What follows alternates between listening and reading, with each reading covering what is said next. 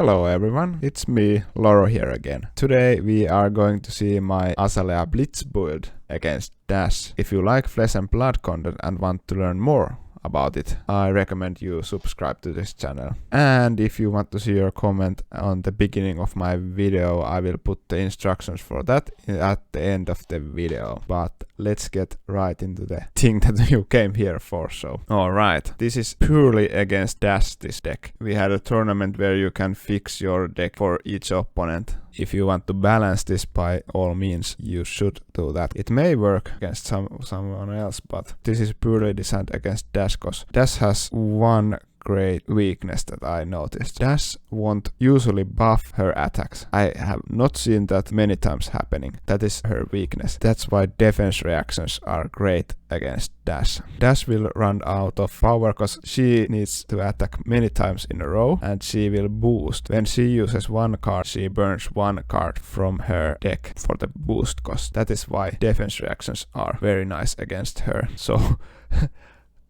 as you can see, I'm playing Azalea, but I have 19 defense reactions on my deck. Fate Foreseen, this I would use in any Azalea deck, but I added some traps against Dash too. So there are Pitfall Trap, Rock Slide Trap, and there's even Tripwire Trap. And these work very nicely with the defense reaction Take Cover. When you use Take Cover as defense reactions, you can put one card in your arsenal face down, and you usually put trap there, so you can activate those two on a turn. So that is one nice combo. And then there are even unmovables. Against Dash, the blue one is the best, so the third pitch is the best against Azalea. But I still put all of those all of these unmovables to my deck against her, so that I have more defense reactions. And the thing is that the Dash may not notice that you have so much defense reactions on your deck. And when she does, she starts to use her pistol, but usually it's too late when she notices that. So that is one nice feeling to have. Alright, so there are all the defense reactions. You may be wondering why I have Crazy Brew and Potion of Strength in this deck. Well, the reason is simple. You want to put some cards away from your hand before the turn ends, so that you can draw more cards and have the defense reactions to be pulled from your deck to your hand if you don't have those already in your hand. So by ending the turn with putting Potion of Strength or Crazy Brew on the field, you will have one card away from your hand, so you can draw a card at the end of your turn. And both of these will be useful in the end game when you start hitting back to the Dash when she has no cards to defend with. So Crazy Brew, if something goes south, you may have to break these ones and may try to gain health from it, but the point for these are that you want to roll 5 and 6 and start hitting your arrows, which you can find above. When the Dash don't have cards, you want to start hitting then.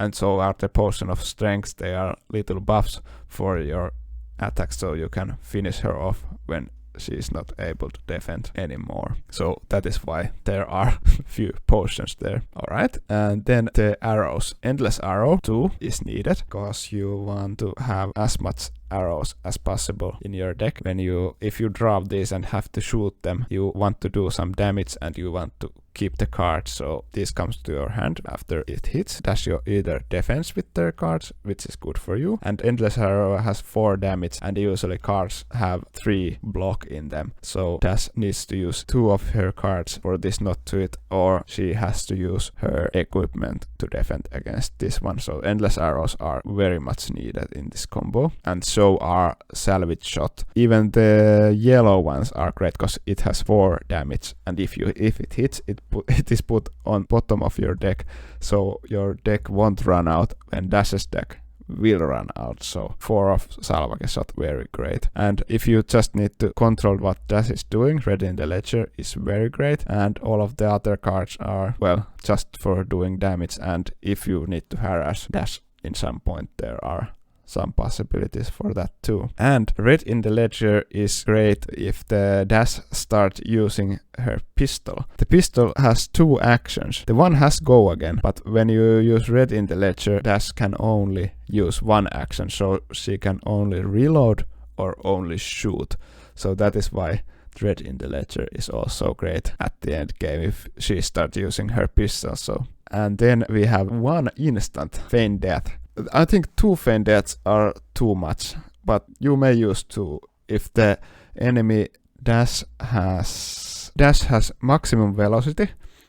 You want to have her hit one of her previous attacks, and then you cast Feign Death if you know she's going to use maximum velocity. So you can prevent 10 damage with just 1 card, and the dash will scoop out of the game probably after that, so that is why I recommend that. And equipment, you want to have as many armor as possible. For example, you don't need Skullbone Crosswraps ability maybe, so you don't have to protect these 3 items at least. The Skullbone Crosswrap, Perk Grapplers, and Iron Rod Gauntlets, you can just destroy them while defending against dash, so don't be afraid to destroy this just to block some damage out.